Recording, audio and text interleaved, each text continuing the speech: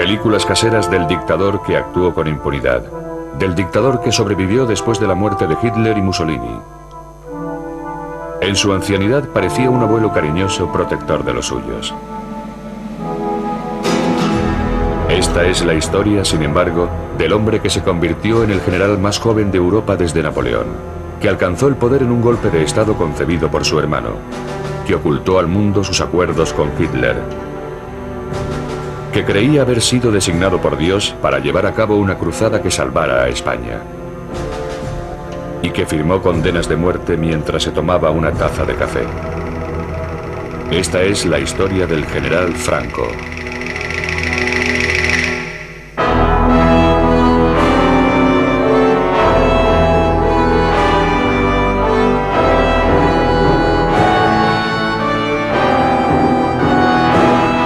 Franco, la verdadera historia.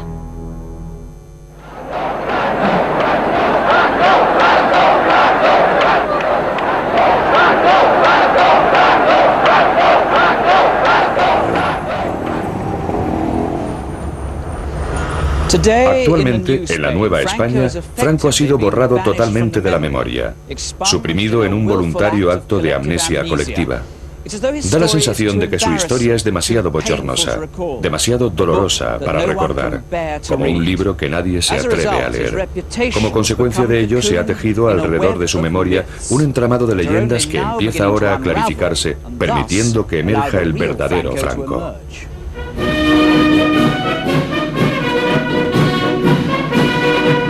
Hace un siglo, en el año en el que nació Franco, España seguía siendo un poderoso imperio, pero el imperio se batía en retirada.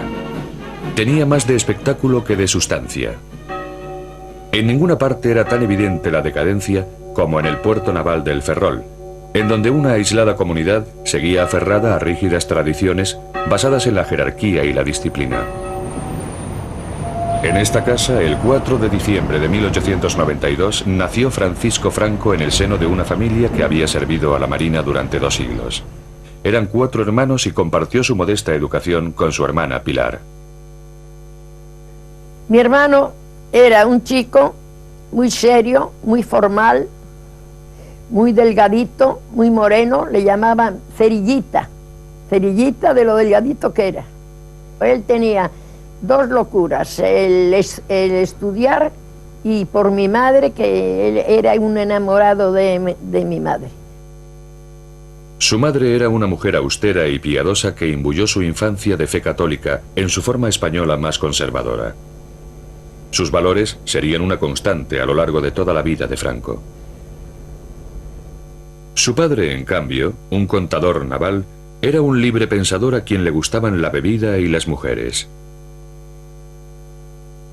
Humillado por la vergüenza que esto causaba a la familia, Franco sentía un amargo desprecio por su padre, pero al guardárselo para sí, aprendería a reprimir todo tipo de emociones. En 1898 temblaron los cimientos del pequeño mundo de El Ferrol. La desvencijada flota española hubo de enfrentarse a la poderosa y moderna marina norteamericana en guerra por la última colonia española en Latinoamérica, la isla de Cuba. Los españoles enseguida se vieron atrapados en una derrota tan traumática como la de Trafalgar. ¿Pueden imaginarse lo que debió sentir aquel niño de 6 años cuando los restos de la flota regresaron a este puerto de luto? Lo que fue una calamidad para España supuso una tragedia personal para cada uno de los individuos de esta cerrada comunidad.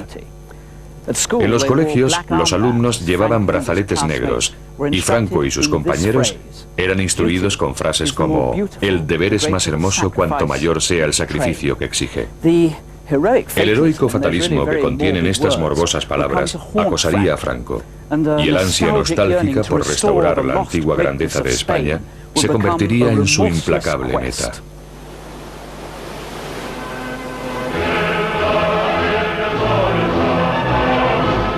A los 14 años, Franco dejó su hogar por la ciudad de Toledo, en donde había sido encontrada una plaza para él en la Academia Militar de El Alcázar.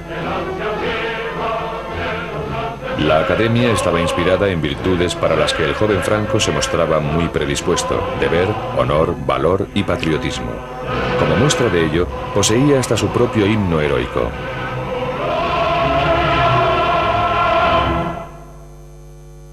El nuevo cadete tenía tan poca estatura y una voz tan aguda que se convirtió en víctima de los gamberros de la academia. Su constitución era tan frágil que fue obligado a portar un rifle recortado. Humillaciones que soportó con estoica resolución. Franco era diligente, pero no mostraba ninguna cualidad que sugiriera que sería un líder en el futuro. No es de sorprender que al terminar sus estudios, Franco consiguiera el mediocre puesto número 251 entre 312 cadetes. Era el año 1910. Los resultados conseguidos por Franco en la academia significaron que tendría pocas perspectivas en un ejército ya saturado de oficiales. La única forma que tenía de ascender era abandonar España y dirigirse a África, el último puesto de su amado imperio.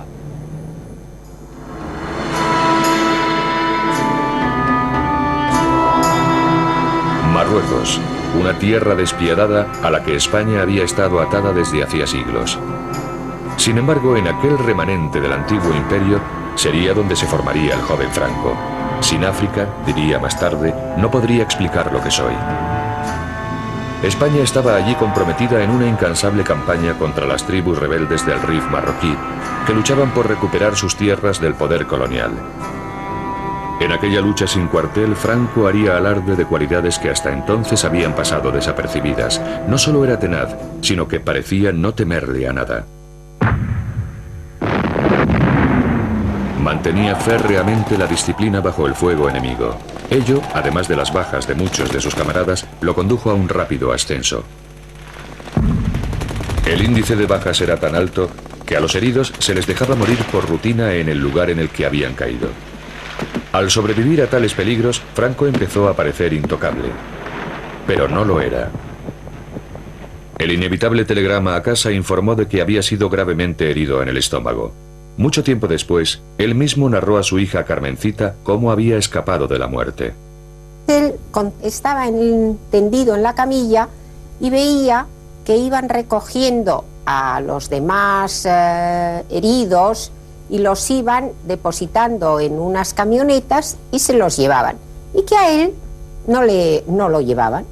Entonces eso le chocó y llamó al médico que pasaba por allí y le dice el médico: no, a ti, Franquito, te dejamos, no podemos llevarte porque tienes una herida de vientre y nada, es inútil.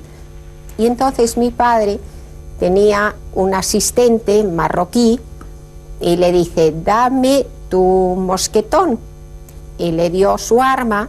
Entonces la cargó y apuntó al médico y le dijo: en el próximo camión yo salgo, si no tú también tendrás un tiro. Entonces el otro: no te pongas así, y que entonces lo evacuó. Su contacto con la muerte dio origen a una leyenda. Franco contaba con la protección divina. Él mismo empezó a creérselo, mientras los rudos soldados que estaban bajo sus órdenes lo contemplaban admirados. Es el primero que sale en avanzadilla. Lo he visto caminar delante de todos los demás mientras ellos apenas podían levantar la cabeza de la cantidad de balas que caían a su alrededor. Mira simplemente a un tipo con unos ojos muy serios. Dice: ejecutadlo, y se da la vuelta sin más. Está muy aislado. No es amigo de los demás oficiales que se van de juerga y se emborrachan. Él se queda solo en su tienda. Después de estar 14 años de servicio, el mediocre teniente había ascendido con tanta rapidez que cuando abandonó Marruecos de regreso a la península en 1926, se había convertido en el general más joven de Europa desde Napoleón. De vuelta en Madrid, el general de 33 años estaba muy solicitado. Era una celebridad y tuvo hasta la osadía de interpretarse a sí mismo en un largometraje.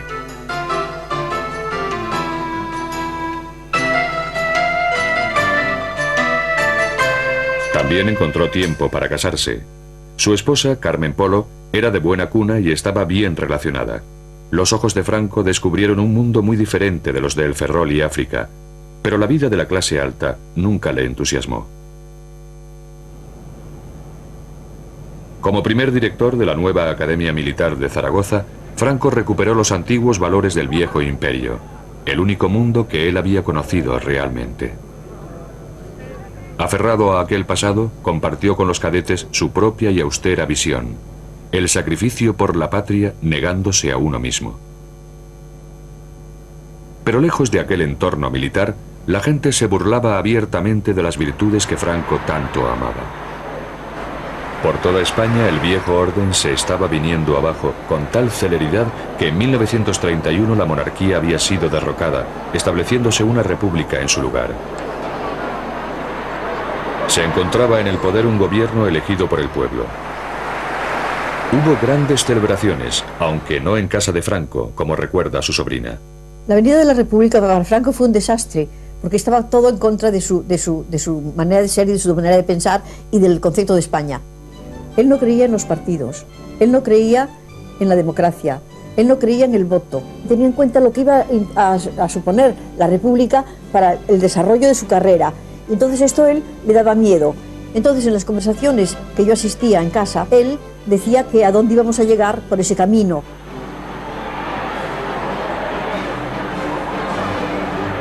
El nuevo Estado era sin duda frágil y se debatía peligrosamente entre la izquierda y la derecha en una nación profundamente dividida. En 1934, la tensión explotó cuando los mineros de Asturias se levantaron contra el gobierno. Al haber una coalición conservadora en el poder, se le encomendó a Franco aplastar la revolución, una labor que llevó a cabo con escrupulosa dureza. 2000 mineros resultaron muertos o heridos. Más tarde, Franco sería apodado por los izquierdistas el carnicero de Asturias. Franco culpó del levantamiento a la nueva democracia española, no a las condiciones de extrema dureza que debían soportar los mineros. En 1936, el péndulo político había vuelto a balancear. Una coalición de izquierdas se encontraba al frente de la administración. Temiendo un golpe de Estado de la derecha, el nuevo gobierno alejó a los generales que más temía de los centros de poder.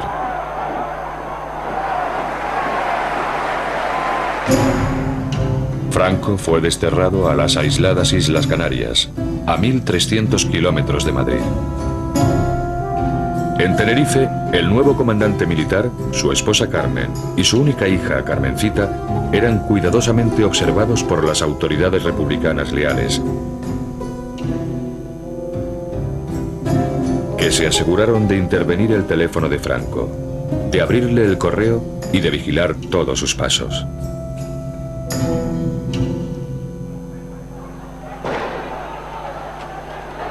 En la península, el creciente malestar social dio paso a la violencia política.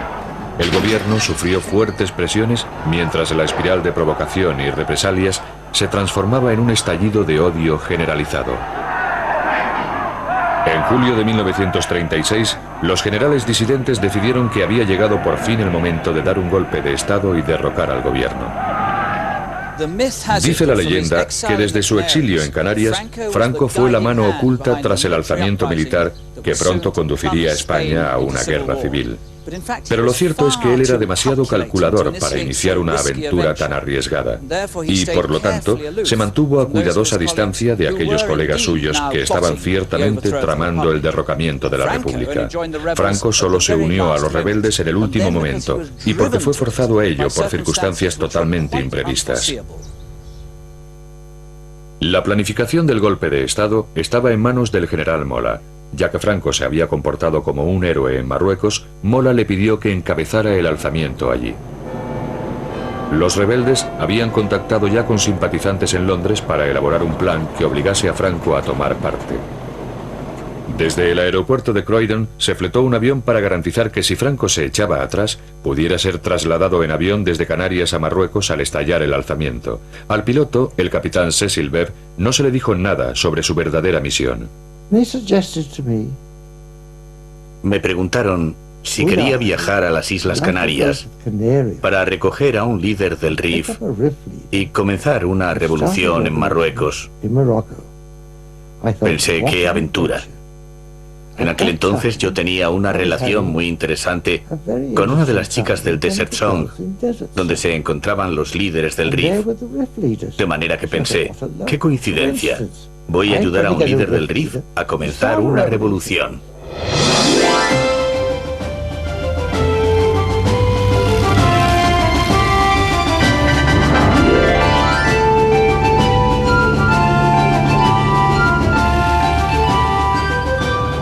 El 11 de julio, el Dragón Rapid despegó rumbo a Canarias.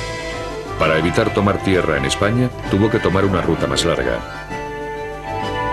Y para eludir sospechas, tuvo que aterrizar en Gran Canaria en lugar de en Tenerife, en donde Franco estaba siendo sometido a una estrecha vigilancia. Pero Franco seguía mostrándose reacio.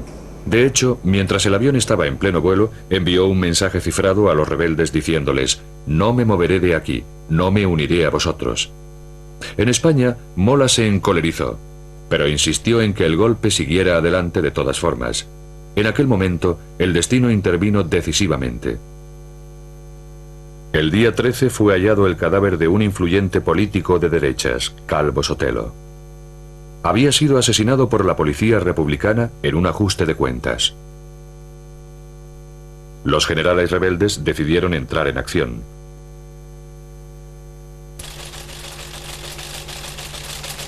Mola se comunicó por cable cifrado con sus compañeros de conspiración diciéndoles que el alzamiento tendría lugar el 18 de julio.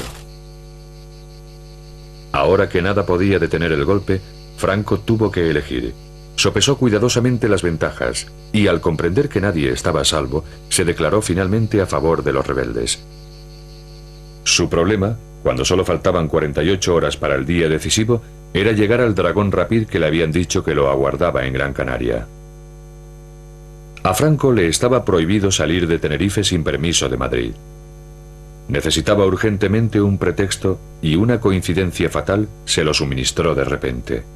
El día de mi santo nos fuimos a Las Palmas porque mi padre tenía que presidir el entierro de un general que se había matado manipulando una pequeña arma. La muerte de un general, una excusa perfecta para viajar a Gran Canaria. A primera hora de la mañana, después del funeral, Franco se encontraba en una habitación de este hotel cuando recibió un telegrama. El mensaje, el alzamiento de Marruecos, se había adelantado un día. Después de hacer los preparativos para que su esposa y su hija salieran en barco hacia Francia, Franco salió disimuladamente del hotel y se encaminó hacia el avión. Pero la noticia del alzamiento se extendió con rapidez. Franco era un hombre buscado. Se bloquearon las carreteras para detenerlo. Tras escapar de sus garras, se escabulló a bordo de este transbordador y alcanzó su destino por mar. A eso de las 3 de la tarde, en voz oí pronunciar la frase: «Aquí viene». Un transbordador pasó por delante del muelle y se dirigió hacia la playa. Mientras los soldados y el personal desembarcaban, pensé: no veo a ningún líder del RIF con su chilaba al viento. ¿Dónde diantre se ha metido? Pero vi a un hombre que parecía un general con un ancho fajín. Cuando se acercó al avión, me fue presentado como el general Franco. Subió a bordo. Yo entré en la cabina, puse en marcha los motores y despegamos. En la península, los rebeldes tenían problemas. En lugar de conseguir el control en toda España, solo lograron hacerse con 2 zonas. Para conquistar el resto del país, necesitaban urgentemente la ayuda del ejército español destacado en Marruecos. Pero la Marina española, que seguía siendo fiel a la República, patrullaba incesantemente el estrecho de Gibraltar. Franco, que había llegado ya a Marruecos, estaba atrapado al otro lado del mar.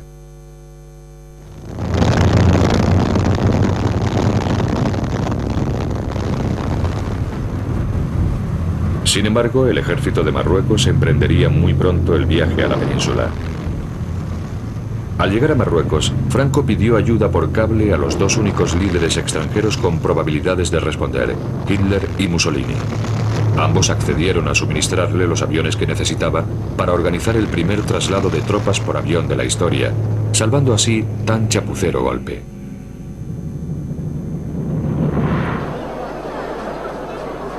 Cuando Franco llegó a Sevilla, el rebelde fue recibido como salvador del alzamiento, el general más famoso del llamado Bando Nacional.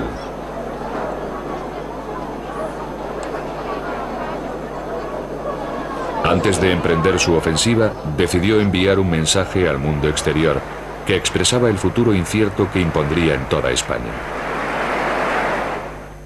Thanks to the thousands of souls who follow our movement in defense of civilization, and thanks to all those who hear this word to spread them all over the world. Country, religion, family, this is our aim and strength. ¡Viva España! Patria, religión y familia. Aquellas palabras desnudas no daban una pista sobre la verdadera naturaleza de la cruzada de Franco. Con tropas moriscas, famosas por su inigualable brutalidad como punta de lanza, el ejército de Franco se dirigió hacia el norte bajo las órdenes de su colega, el general Yagüe. Los rebeldes aplastaron toda resistencia. Badajoz demostraría al resto de España lo que les pasaría a quienes opusieran resistencia. Pero el objetivo de Franco no era simplemente conquistar, sino llevar a cabo una limpieza, como él mismo afirmó. De manera que cuando cayó la ciudad, cientos de sospechosos fueron reunidos y conducidos a través de la ciudad. Un periodista portugués, Mário Neves, fue testigo de lo sucedido. Bajaron por la calle desde la catedral hasta la plaza de toros. Había una rua que descia da catedral en dirección a la plaza de toros. Cuando llegué allí, vi que ya había muchos prisioneros dentro de la plaza. Ya muchos presos lá dentro.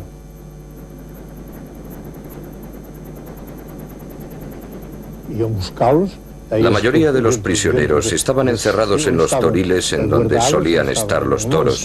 Antiguamente los toros y los toreros iban buscarlos. Los sacaron y los condujeron al centro de la plaza, en donde los fusilaron. Y mataban en pequeños grupos.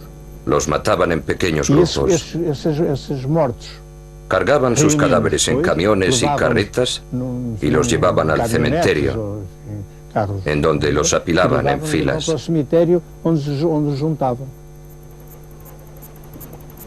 Se calcula que fueron masacradas allí unas 2000 personas, muchas de ellas civiles. En aquel espantoso conflicto se cometieron atrocidades en ambos bandos, pero los nacionales fueron sistemáticos. Como Franco dijo, no habrá tregua ni compromiso. Seguiremos adelante, cueste lo que cueste.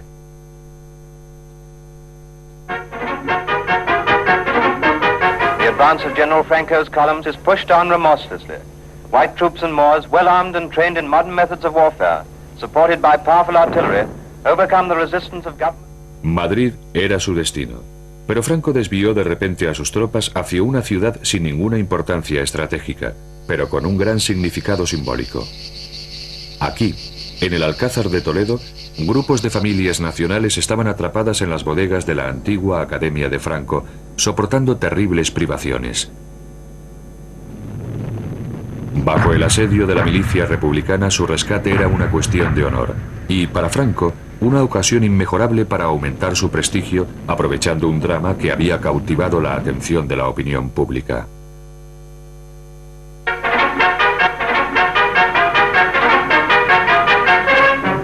Toledo. Through the ruins of the Alcazar stormed the relieving troops and the garrison is saved. Men who had given up hope of life, who had received the last rites of the church, who had determined to die fighting rather than be taken alive, meet their deliverers. Aquel fue el momento de la verdad y sería presenciado por todo el mundo. Franco como Salvador. Solo que Franco no estaba allí. Cuando llegó realmente, se reprodujeron meticulosamente las escenas para mostrarlo como el hombre destinado para España. algo en lo que sin duda se había convertido.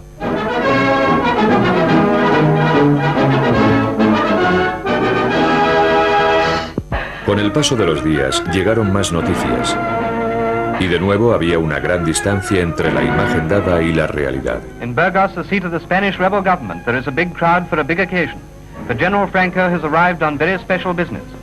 And amid the plaudits of the multitude, they go inside to the old palace, where he addresses the leaders of the rebellion, assembled to hear him. He is nominated head of the state, and his friends again embrace him on the appointment. Lo que los dignatarios allí reunidos no podían saber era que la impresión ofrecida por Franco de haber sido investido como la autoridad suprema era, por decir poco, equívoca. Las pruebas ahora disponibles revelan que los generales estuvieron discutiendo hasta el último momento cuáles debían ser exactamente los poderes que otorgarían a su ambicioso colega. Ahora sabemos que justo antes de la liberación del Alcázar, los generales rebeldes abandonaron el frente para reunirse en esta finca cerca de la ciudad de Salamanca. Aquí nombraron a Franco jefe de Estado, o generalísimo, como sería conocido. Franco, no obstante, también deseaba el poder político, y para obtenerlo, sus seguidores concertaron otra reunión. Entre ellos destacaba su hermano Nicolás, que habría de jugar un papel decisivo en el meteórico ascenso de Franco. Después del golpe efectista orquestado por Franco en el Alcázar, Nicolás organizó una bienvenida para su hermano que impresionaría a sus colegas cuando regresaron a la segunda reunión.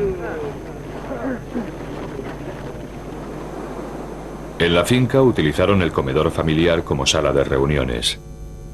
Después de una acalorada discusión, accedieron a otorgarle el máximo poder político, pero con la condición crucial de que solamente lo ostentaría durante la guerra y que debería retirarse una vez se hubiera obtenido la victoria, lo cual esperaban que fuera cuestión de unos pocos meses. Esta limitación, sin embargo, no les pareció suficiente a algunos de los militares de más edad. El general Cabanellas, que conocía demasiado bien a Franco, confesó más tarde que había advertido a sus colegas acerca de la desaforada ambición del generalísimo.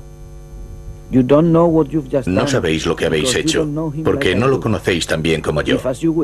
Si, como pretendéis, le hacéis entrega de España, creerá que es suya y no permitirá que nadie lo sustituya ni durante la guerra, ni después de ella, hasta que haya muerto. El decreto fue llevado al cuartel general de los rebeldes en Burgos para ser impreso. Pero en el documento había sido omitido del texto la crucial condición, para asombro de aquellos que creían estar al mando, como Ramón Garriga.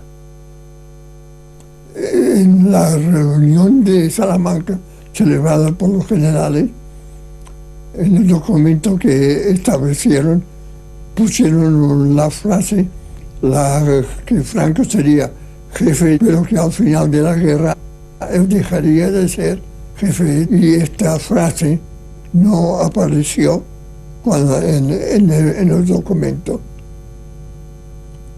Ahora, el misterio que existe todavía es quién sacó la frase del documento. Ahí está Nicolás Franco.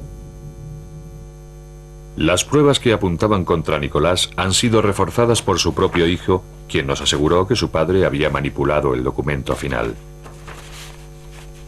El golpe de Estado había sido llevado a cabo con habilidad. No había ningún rival lo bastante fuerte como para desafiar los hechos consumados sin perjudicarlos a todos, y los generales eran reclamados urgentemente en el frente. Esta es la verdad acerca de la leyenda según la cual Franco aceptó el poder absoluto solo para complacer a sus colegas.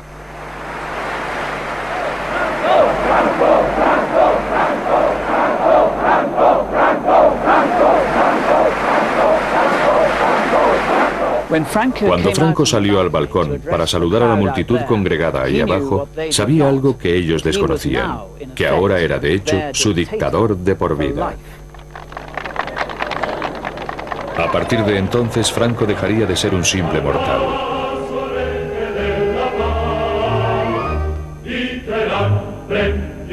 Se concedió a sí mismo un grandioso título medieval, caudillo, designado por Dios para salvar a la patria.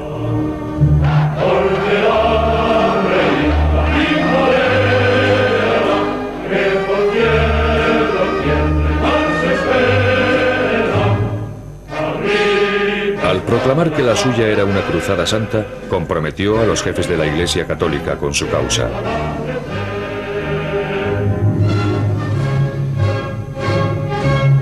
Unió las facciones rivales existentes entre sus seguidores en un solo movimiento.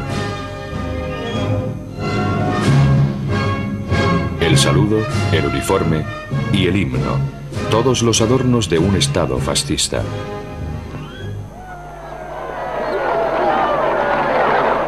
El caudillo se rodeó entonces de todo el boato del poder, incluyendo una guardia de honor formada por tropas moras.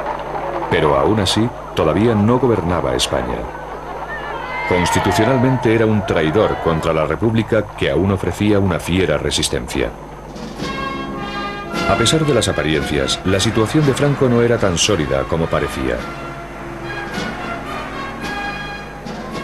Para ganar la guerra necesitaba más armas, más hombres, y de nuevo se volvió hacia Hitler y Mussolini, asegurándoles que esta también era su cruzada.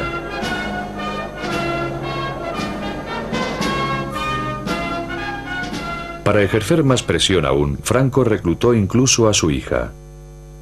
Cuando un día me dijeron que tenía que enfrentarme con unas cámaras porque iban a sacar unos planos y que tenía que decir unas palabras. Oye, nena, ¿qué? ¿Quieres decirle algo a los niños alemanes? Bueno, no, pero ¿qué les digo? Lo que quieras. Pido a Dios que todos los niños del mundo no conozcan los sufrimientos y las tristezas que tienen los niños que aún están en poder de los enemigos de mi patria, a los que yo envío un beso fraternal. ¡Viva España!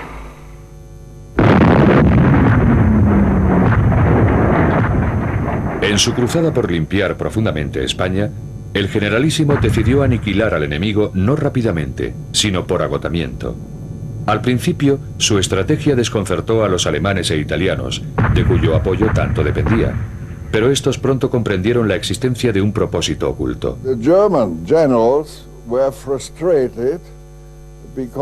Los generales alemanes se sentían frustrados porque, desde su punto de vista, Franco avanzaba con demasiada lentitud y demasiada precaución, sin correr ningún riesgo, y sospecharon que lo hacía para consolidar su propia situación política. Opinaban que se habría podido ganar la guerra fácilmente un año antes si hubiera puesto en práctica normas estratégicas corrientes. Al prolongar la guerra para garantizar la sumisión absoluta de toda España, Franco hizo que su nación pagara un alto precio. Tras 33 meses de incesante conflicto, el país estaba arrasado. Las bajas se contaban por cientos de miles. Gran número de personas habían perdido su hogar y desfallecían de hambre. Miles huyeron al exilio. Una nación dividida había sido rota en pedazos. En la primavera de 1939, el tímido muchacho que apenas podía sostener un rifle tenía un pueblo a sus pies. Ahora por fin uniría a España en el temor de Dios y devolvería su antiguo esplendor al imperio en decadencia.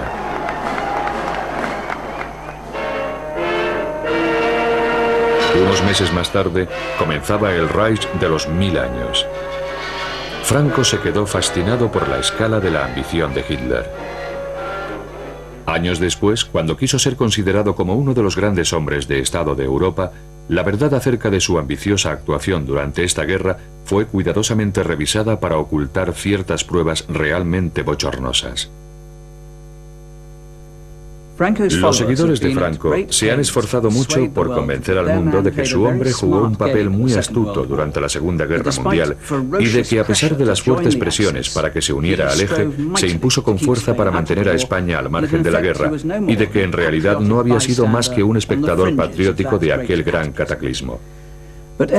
No obstante, las pruebas que han salido a la luz desde entonces arrojan una gran interrogante sobre aquella benévola interpretación de lo que sucedió verdaderamente y sobre el propio protagonista, un hombre a quien le agradaba sentarse ante este escritorio flanqueado por dos fotografías enmarcadas, una de Benito Mussolini y la otra de Adolfo Hitler. Hoy en día, la mayoría de los españoles reconoce que Franco sentía cierta simpatía por Hitler, pero pocos saben que hubo mucho más. Dear Führer, at the moment when the German armies under your leadership are bringing the greatest battle in history to a victorious close, I would like to express to you my admiration and enthusiasm and that of my people. I do not need to assure you of how great is my satisfaction in rendering to you at all times services which you regard as most valuable. With the expression of my unchanging friendship and regard, General Franco. Detrás de aquellos halagos había un frío cálculo. En junio de 1940, mientras los panzers alemanes bombardeaban Europa, el caudillo pensó en hacer realidad sus propios sueños imperiales siguiendo la estela de las conquistas nazis. Estando Francia ocupada y Gran Bretaña con muchas posibilidades de caer pronto bajo el yugo, Hitler tendría pronto Europa en sus manos. Al menos eso le parecía a Franco. A finales del verano de 1940, Franco envió a su cuñado, Serrano Suñer, a Berlín como enviado personal.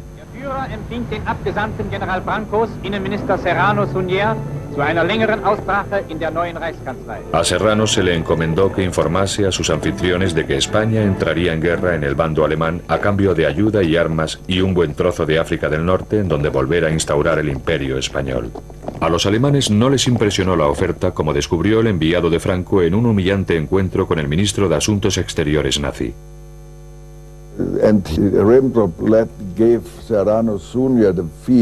Ribbentrop dio a entender a Serrano Suñer que, al fin y al cabo, ellos no eran más que un pelele de los alemanes. A Hitler no le interesaba demasiado lo que España necesitaba para tomar parte en la guerra.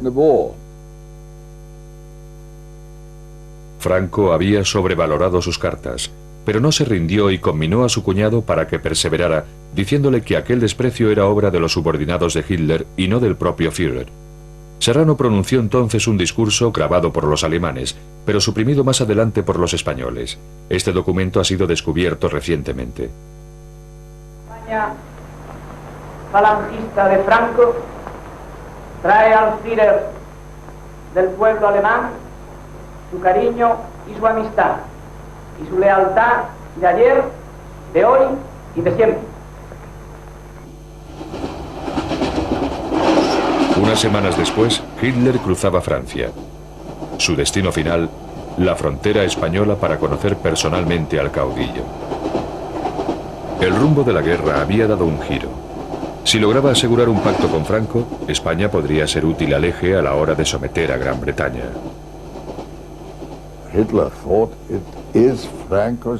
Hitler pensó que Franco tenía el deber de entrar en el bando alemán, como agradecimiento por todo lo que Alemania había hecho por España y por Franco en concreto.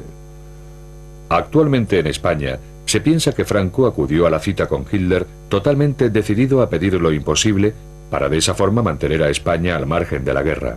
Las pruebas demuestran lo contrario. Acompañado por su cuñado, Franco partió de San Sebastián hacia su fatal encuentro en Hendaya, a solo 25 kilómetros de la frontera francesa.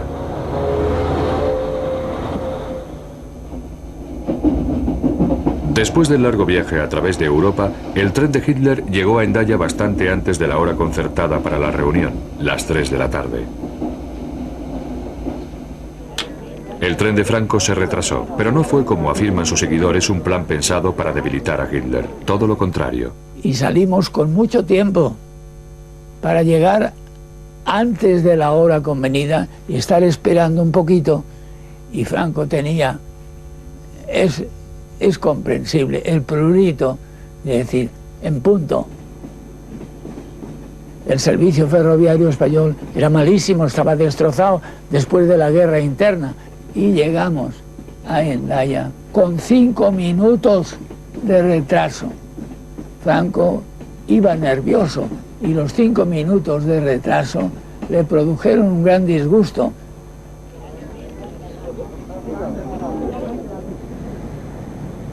Franco, en lugar del retraso de la elección, lo que hizo es que Hitler le dio la mano y Franco le cogió a Hitler su mano con las dos suyas para ser más afectuoso todavía.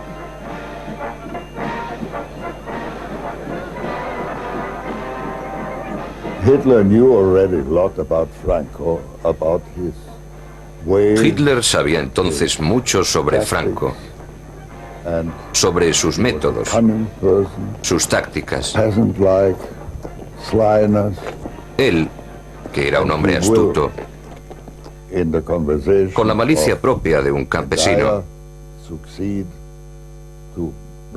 conseguiría durante la conversación en Hendaya persuadir a Franco de que entrara como aliado en el bando alemán. Los dos líderes se reunieron en el vagón de Hitler. Solo se conservan fragmentos de los documentos oficiales en los que se registró la conversación, pero el único superviviente de la reunión insiste en que Franco estaba decidido a conducir a España hacia los estragos de la Segunda Guerra Mundial siempre que se le asegurara a cambio su preciado imperio. Hitler, que era quien era, dice, después de tantas palabras bonitas, dice: ahora vamos a lo nuestro, a nuestros asuntos. Y hizo Hitler un discurso triunfalista, que la guerra está ganada, que es cosa de muy poco tiempo. Entonces ya Franco empieza a decirle: pues muy bien, perfectamente, ahora yo entraré en la guerra con usted si usted me concede para España todo esto: Marruecos francés, Oran-Essado y territorios hasta Inia. Y mientras Franco se está cansando hora y media explicándole lo de los protectorados, Hitler sabe lo que hacía: bostezaba. Esto digo, bostezaba. El final es que estaban los dos indignados. Franco porque no le da lo que creía que le iba a dar seguro. Pues Franco, que pensaba venir aquí diciendo: os traigo un imperio, pues no traía nada. Después de una agotadora sesión, la reunión se levantó. Incapaz de pagar el precio exigido por Franco sin poner en peligro otras prioridades, Hitler regresó a Berlín. Hitler was furious. And he said he would prefer Hitler estaba furioso y dijo que preferiría que le arrancaran 4 dientes a mantener otra conversación parecida con Franco. Si el propósito de Franco hubiera sido realmente evitar que España entrara en guerra, lo normal sería que hubiera salido encantado de la reunión, pero no fue así. Y en cambio Franco, nos metemos ya en nuestro tren y estaba indignado, viendo: estos tíos son repugnantes, lo quieren todo y no dan nada, esto es intolerable y tal.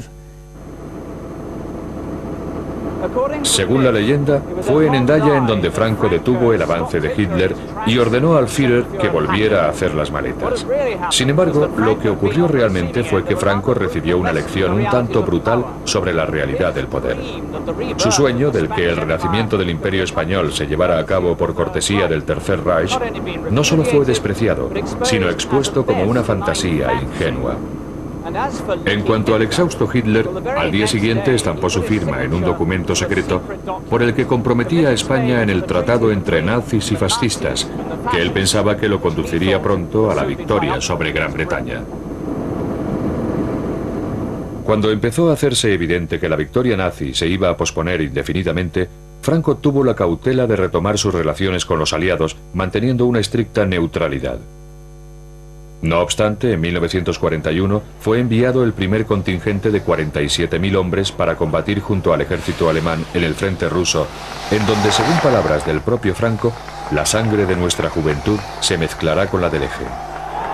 La División Azul, así como materias primas vitales, la utilización de bases de submarinos y centros de espionaje, simbolizaron un compromiso con Alemania del que solo se obtendría una amarga recompensa.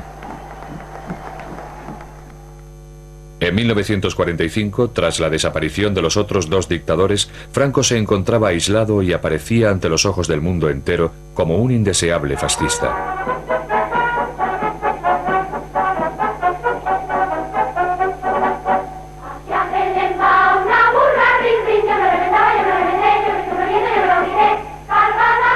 Cuanto más se aislaba España del resto de Europa, más se encerraba el caudillo en su nostalgia, presidiendo como un antiguo monarca católico las teatrales manifestaciones de homenaje público.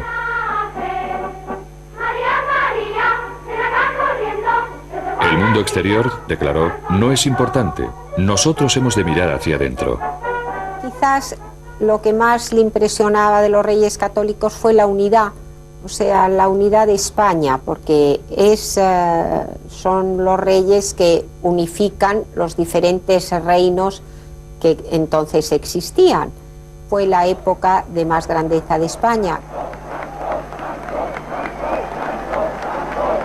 Pero tras la máscara de unidad, la autoridad absoluta de Franco tenía otro aspecto.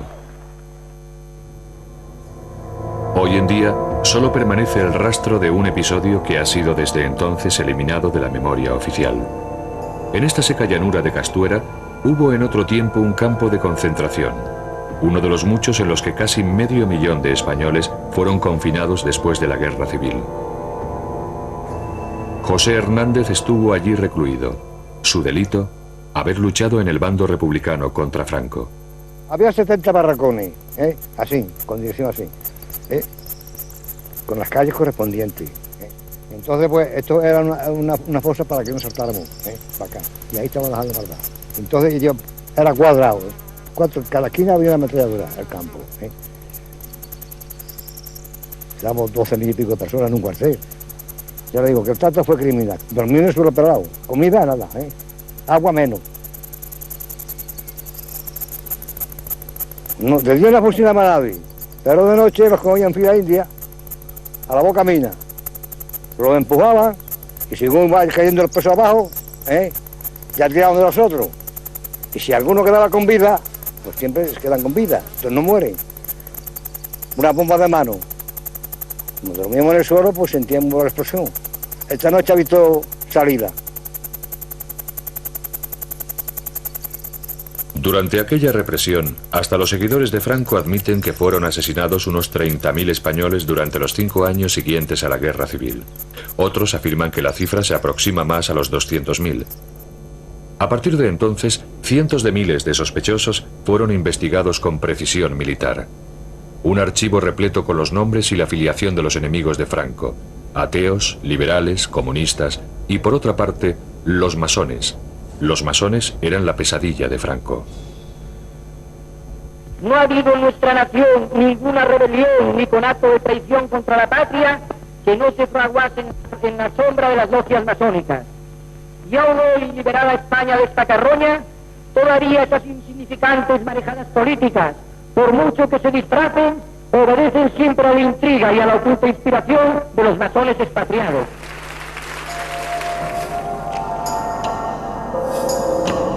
El odio que Franco sentía por la masonería era tan obsesivo que llegó incluso a construir su propia logia masónica como recuerdo permanente de aquel particular descenso al infierno. Con un esmero patológico, reunió todo tipo de extrañas reliquias, símbolos para él del anticristo y del antiespañolismo del que debía salvar a la madre patria. Y por lo tanto, la masonería, al igual que el comunismo, estaba prohibida. Franco presidía un sistema judicial en el que la pena máxima por un acto de subversión era la muerte. Ni a pesar de las advertencias de sus colaboradores, temía tomar él mismo la decisión final. Franco no era un sanguinario, no es que le gustara la sangre, pero él actuaba como con leyes de guerra, consideraba enemigos a los que no pensaban como él. En su mente estaba que el bien de España era él, y era lo que él disponía. Las sentencias de muerte, había un jefe jurídico de su gabinete que con todos los juicios militares, porque se hacían los juicios militares, le llevaba los casos con una explicación de cada caso. Y entonces él las solía firmar tomando café después de comer. Iba este señor, llevaba los papeles y allí se firmaba, este sí y este no. Esto es muy duro, pero es que es así. Franco decretó que se construyera un monumento en honor de aquellos, y solamente aquellos que habían entregado su vida durante la guerra civil en defensa de los ideales que él representaba. El mausoleo sería excavado en las rocosas entrañas de la tierra y recibiría el nombre de Valle de los Caídos. Entre los trabajadores, más de 20.000 hombres, había cuadrillas de prisioneros republicanos que trabajaron allí durante 20 años para que, según palabras de Franco, pudieran redimirse a través del trabajo. Coronando aquellos siniestros ideales, Franco colocó una enorme cruz más alta incluso que la Torre Eiffel.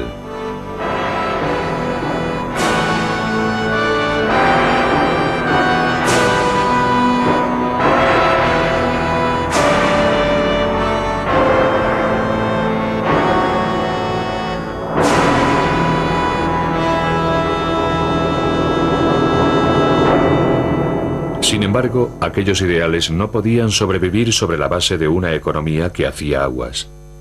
Franco necesitaba urgentemente ayuda del mundo exterior, que había rechazado repetidamente sus propuestas.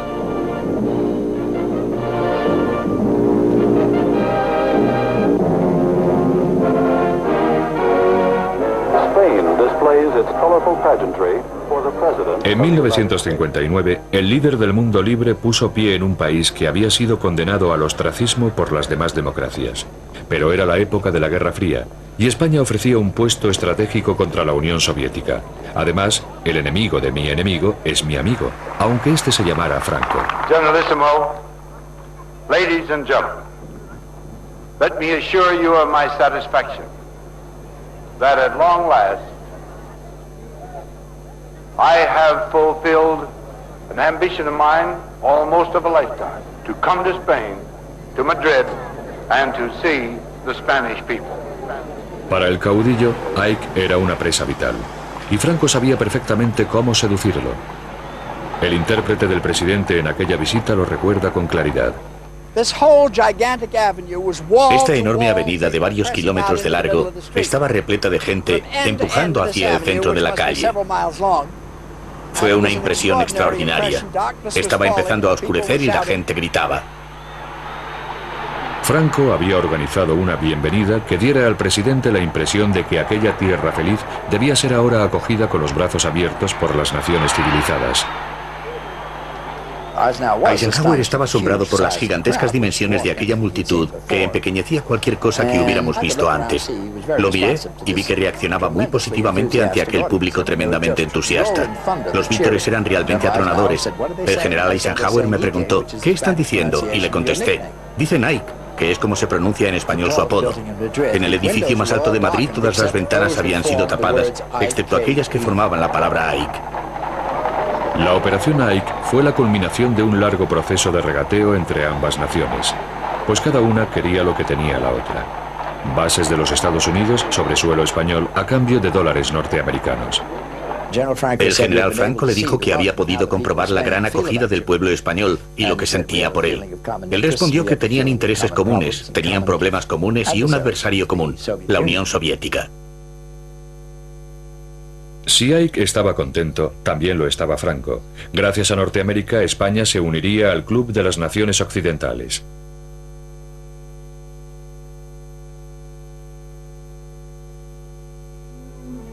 Por fin, Franco podía empezar a relajarse y a cultivar una imagen diferente. Ya no era el caudillo en plena cruzada, sino un hombre paternalista y generoso que protegía al pueblo español. Y resultaba mucho más fácil ahora que gobernaba bajo un despegue económico, algo que apenas comprendía, pero del que siempre se declaró responsable. Excelencia, Nodo quiere también felicitarle y recoger sus palabras para los espectadores de nuestro noticiario.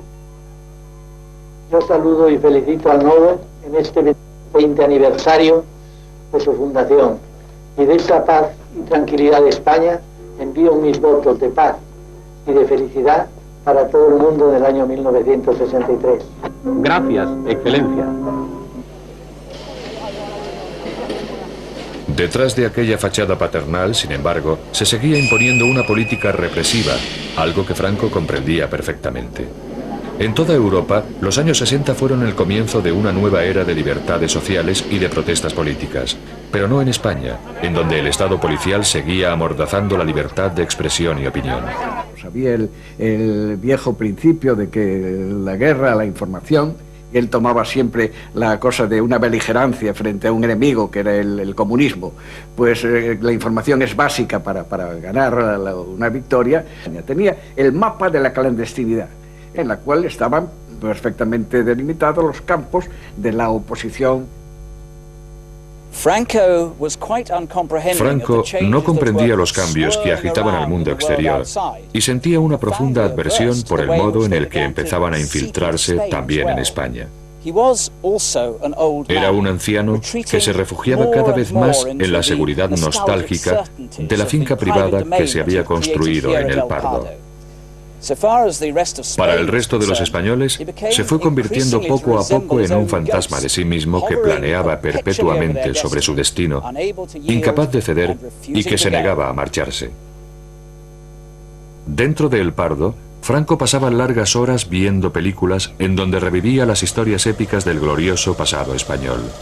Y con sus películas domésticas se recreaba en las ilusiones del presente acompañadas de su propia banda sonora.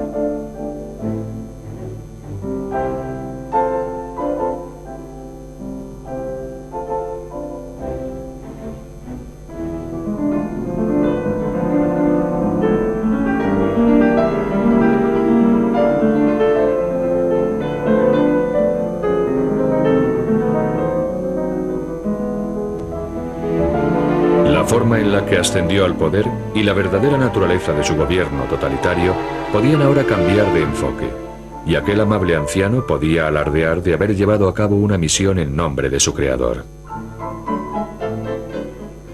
Franco se creía un enviado de Dios, y yo creo que nunca dudó de que él era un hombre enviado por Dios para salvar a España.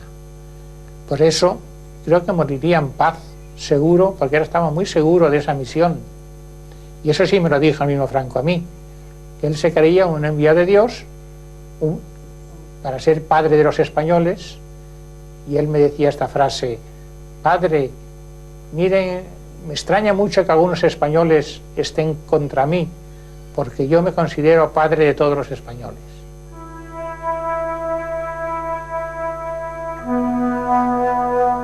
Franco murió el 20 de noviembre de 1975 a los 83 años de edad. Sus restos están enterrados bajo la cruz del Valle de los Caídos.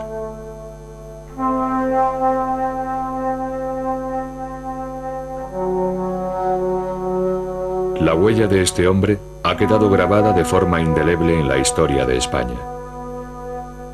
Los españoles rechazan ahora aquel pasado, pero todavía lo encuentran demasiado molesto para identificarse con él como individuos y como nación.